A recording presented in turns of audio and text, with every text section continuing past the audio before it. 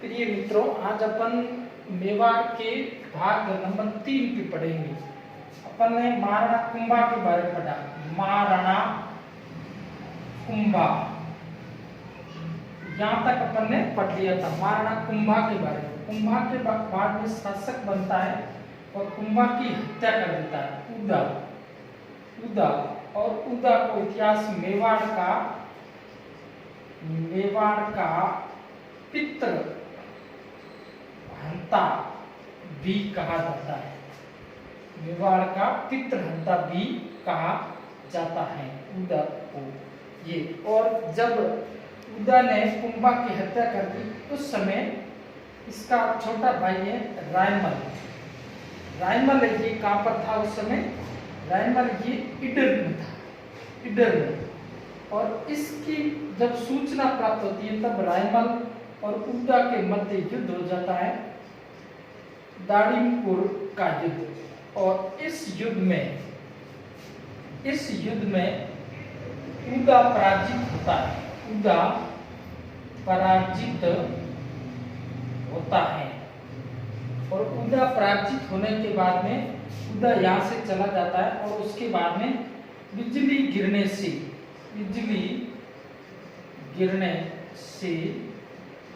उदा की मृत्यु हो जाती है। और उसके बाद में शासक वह अपन यहाँ पर बनता है 1473 से 1509 रायमल। और रायमल के समय प्रमुख रूप से रायमल ने मेवाड़ में खेती को प्रोत्साहन दिया। मेवाड़ में खेती को प्रोत्साहन दिया और 3 तालाब बनाए। राम, शंकर, शर्मा, संकट, ये 3 तालाबों का निर्माण कराया।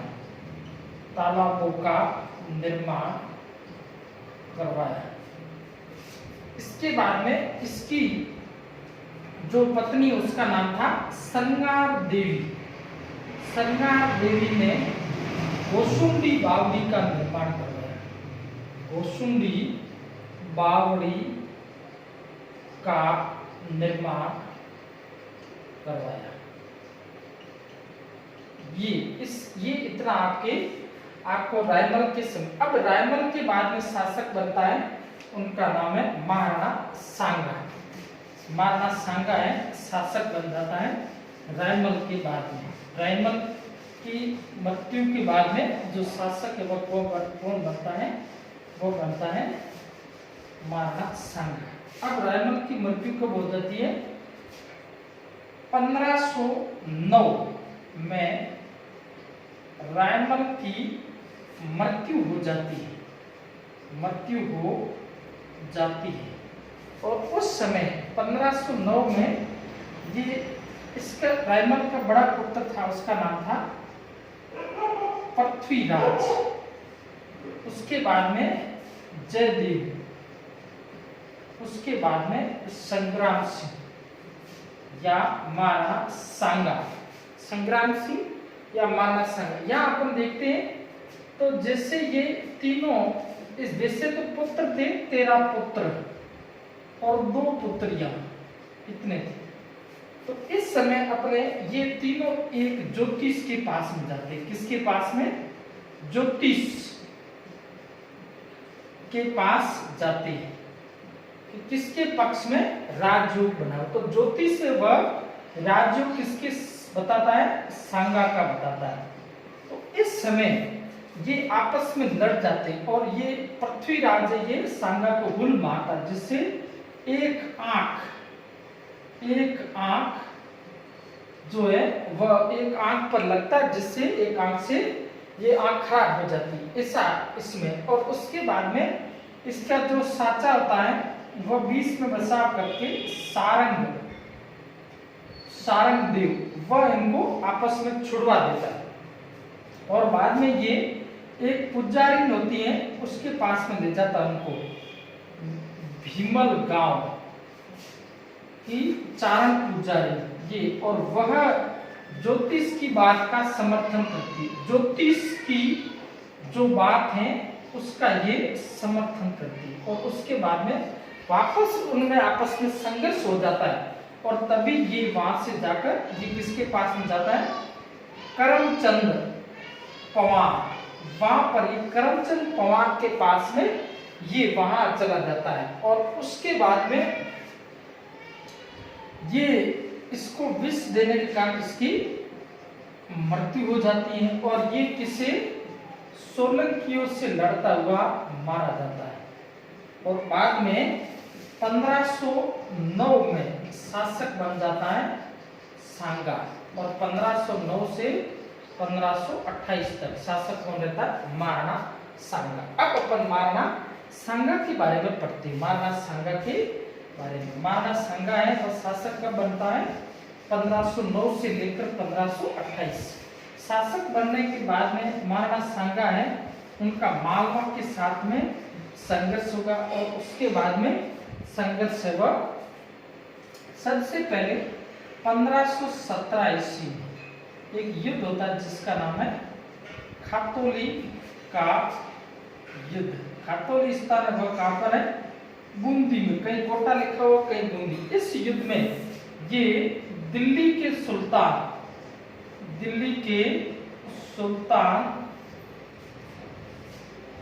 इब्राहिम लोदी को पराजित करता है, लोदी को पराजित करता है, ये ध्यान रखना है इसमें। और दूसरा युद्ध है 1518, युद्ध का नाम है बांडी का युद्ध। और बांडी वह कहां पर है, ऐसा प्रश्न आपको पूछ सकते हैं, धौलपुर में।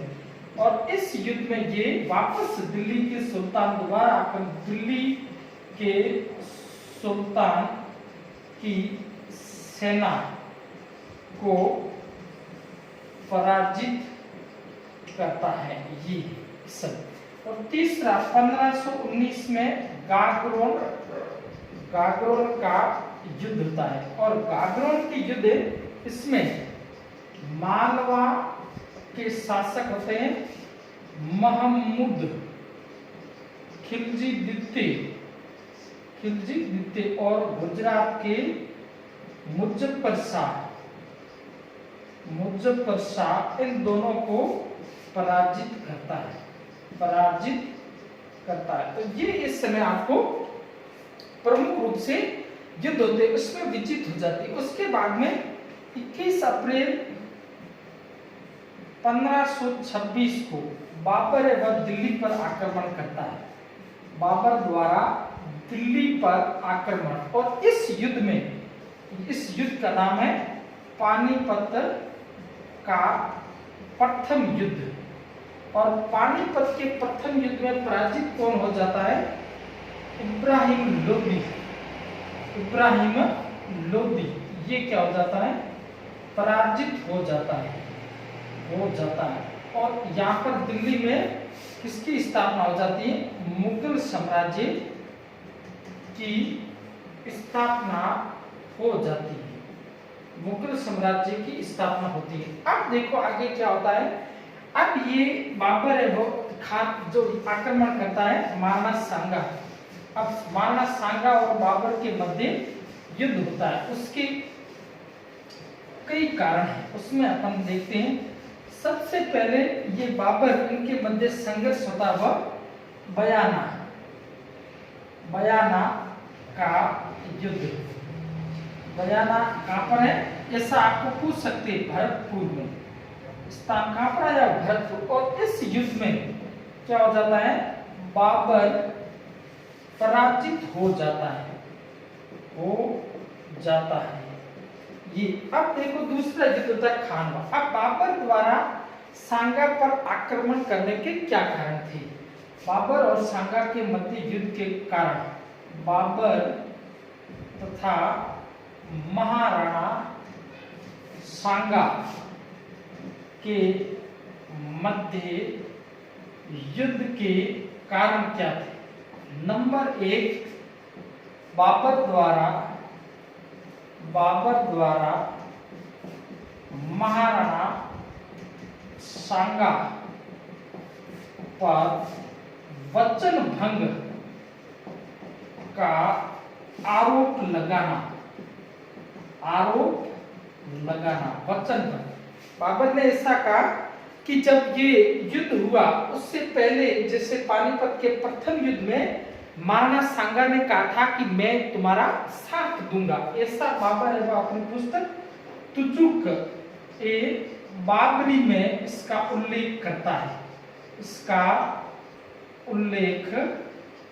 है, ये तुजुक ए बाबरी में इस बात का उल्लेख करता है कि उसने वचन भंग किया था। और दूसरी है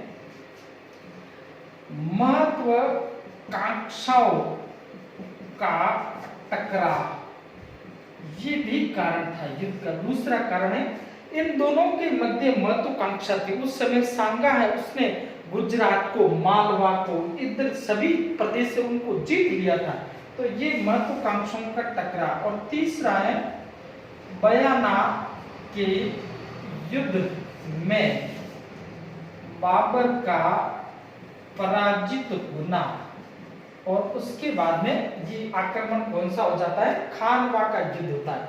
अब अपन देखते हैं खानवा का युद्ध वह कब शुरू होता है, उस युद्ध में किस प्रकार से संघर्ष होता है, तो वो अपन देखते हैं।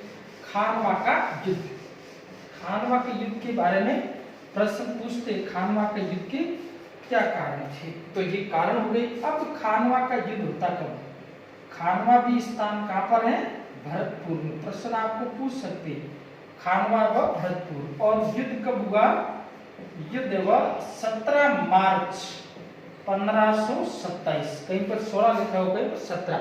इस युद्ध में विजित कौन होता है, विजित वह बाबर होता है। और बाबर की जीतने के कारण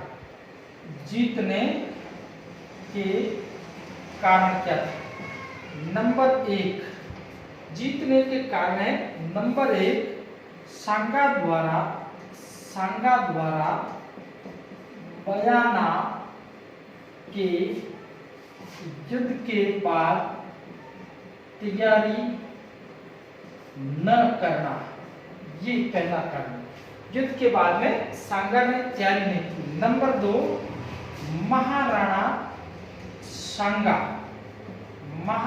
सांगा परंपरागत हथियारों से लड़ा था, ये जिससे धनुष से है, इसके द्वारा जो बाण परंपरागत हथियार, उनके द्वारा बाबर ने तोप खाने का प्रयोग किया, बाबर ने तोप खाने का प्रयोग किया, इस कारण से वह जीत गया। और उसके बाद में राजपूतों में समन्वय का अभाव था, ये कारण थे जिसके कारण खानवा के युद्ध में बाबर जीत गया था। अब अपन आगे देखते हैं, इसके बाद में इस युद्ध में सभी राजपूतों ने भाग लिया था, और इसमें इसको कहते हैं पाटी परवेन प्रथा, सभी राजपूत ने वह इकट्ठे होकर भाग लिया। तो किस किस ने लिया, जैसे अपन देखते हैं, इस समय बीकानेर के शासक थे कल्याण मल, उन्होंने महाराणा सांगा की तरफ से भाग लिया। जोधपुर के मालदेव तथा उनके पिता शासक थे उस समय गंगा जी। और उसके बाद में अपन देखते हैं तो आमेर के पृथ्वीराज, इन्होंने भाग लिया था। उसके बाद में अपन देखते हैं तो मेवात के हसन खान और मेदी, उसके बाद में महमूद लोधी जी, और उसके बाद में मेदेनी के चंदेरी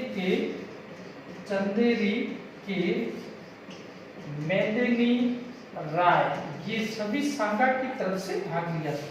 उसके बाद में जगनेर या ऊपर माल के अशोक परमार, ये अशोक परमार, इन्होंने भी भाग लिया था। और काठियावाड़ के झाला अज्जा, इन्होंने ये सभी पाती प्रवेश प्रथा का निरूपण करते हुए इस युद्ध में महाराणा सांगा की तरफ से युद्ध में लड़े थे। अब देखते हैं अपन सांगा जो पराजित होने के बाद में ये इस कौन से स्थान बसवा दोसा यहाँ पर क्या कर दिया जाता है, जहर दे दिया जाता है, जहर। और उसके बाद में मांडलगढ़ में सांगा की छतरी है, सांगा की छतरी यहाँ पर बनी, कहाँ पर, मांडलगढ़। ये ध्यान रखना आपको। अब 1528 में सांगा की मृत्यु हो जाती है और उसके बाद में जो शासक बनता है उस शासक का नाम है रतन सिंह। कुछ समय के लिए शासक रहता है। 1528 से 31 तक शासक कौन रहता है, रतन सिंह। 1528 से 31 रतन सिंह, 1528 से 31। और 31 में 1531 36 यहाँ पर शासक रहेगा विक्रमादित्य। ये और इसके समय 1534 में गुजरात का शासक का नाम है बहादुर शाह। ये क्या करता है, आक्रमण करता है। और इस समय रानी कर्मावती किसको राखी भेजती है, हुमायूं को राखी भेजती है, परंतु हुमायूं उस समय पहुंच नहीं पाता है, इसलिए कर्मावती के द्वारा क्या कर दिया जाता है, जोहर कर दिया जाता है। और बाघ सिंह के नेतृत्व में केसरिया होता है। और इसलिए ये चित्तौड़ का दूसरा शाखा होता है ये। और उसके बाद में विक्रमादित्य की 1536 ईस्वी में बनवीर वह क्या कर देता है, हत्या कर देता है। और उदय सिंह को उस समय पन्ना ढाल अपने पुत्र चंदन का बलिदान देकर बचा लेती है।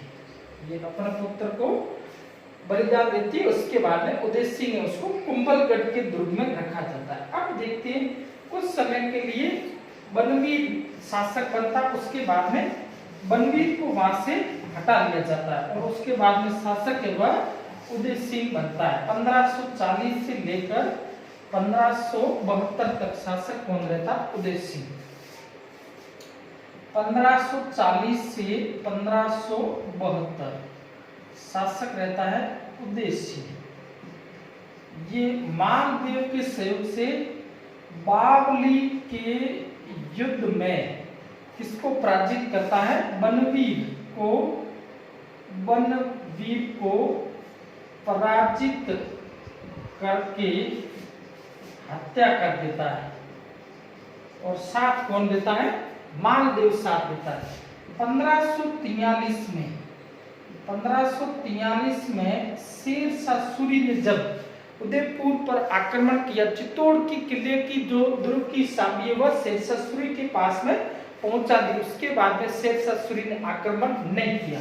1559 में उदयपुर की स्थापना उदय सिंह के द्वारा की, उदयपुर की स्थापना। और उदय सागर झील का निर्माण भी करवाया, मोती मंगरी महल बनाया, मोती मंगरी महल बनवाए। महलों का निर्माण भी किसने करवाया था, उदय सिंह ने करवाया था। उसके बाद में 23 अक्टूबर 1567 में अकबर द्वारा चित्तौड़ पर आक्रमण करता। उस समय ये वहां से भागकर गिरवा की पहाड़ियों में चला जाता है। चला जाता है और वहां उसके बाद में अकबर भयंकर आक्रमण करता है, जिसमें जयमल व फत्ताह वीर गति को प्राप्त होते हैं। और इसके बाद में यहाँ पर है कल्ला राठौर भी वीर गति को प्राप्त होते हैं। और उसके बाद में फत्ताह की जो है रानी फूल कंवर द्वारा क्या किया जाता है, जोहर किया जाता है। और ये चित्तौड़ का तीसरा